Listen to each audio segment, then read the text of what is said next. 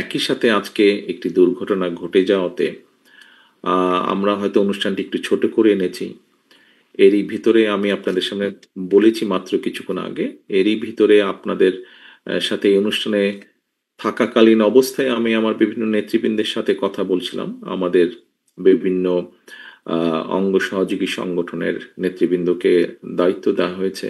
উত্তরায় যারা আছে কেন্দ্রীয় নেতৃবৃন্দকে যাদেরকে দায়িত্ব দেওয়া হয়েছে বিভিন্নভাবে সহযোগিতা করার জন্য। আমাদের দলের ড্যাব সহ বিভিন্ন চিকিৎসকবৃন্দ যারা আছেন তারা এর মধ্যে কাজ করছেন। বিশেষ করে বার্ন ইউনিটে যারা কাজ করেন তারা গিয়েছেন সেখানে কাজ করতে।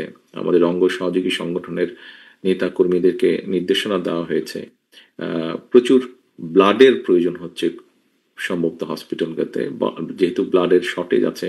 এরই মধ্যে আমাদের কর্মীদেরকে নির্দেশনা দেওয়া হয়েছে যে সেখানে গিয়ে ব্লাড ডোনেট করার জন্য ছাত্রদলের পক্ষ থেকে যে সকল হসপিটালে রোগীদেরকে নেওয়া হয়েছে সেখানে টিম করে দেওয়া হয়েছে যে কোন ডাক্তারের সাথে যোগাযোগ করলে ব্লাড পাওয়া যেতে পারে।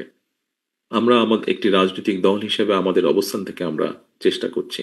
যেখানে ঘটনাটি ঘটেছে সেখানে খুব সম্ভবত এরই মধ্যে সেনাবাহিনী জায়গাটিকে কর্ডন করেছে, কিন্তু সেনাবাহিনীকেও এবং পুলিশ সহ বিভিন্ন সংস্থা যারা কাজ করছেন তাদেরকে সহযোগিতা করার জন্য আমাদের দলীয় ভলেন্টিয়ার্স যারা আছে, নেতাকর্মী যারা আছে তাদেরকেও নির্দেশনা দেওয়া হয়েছে।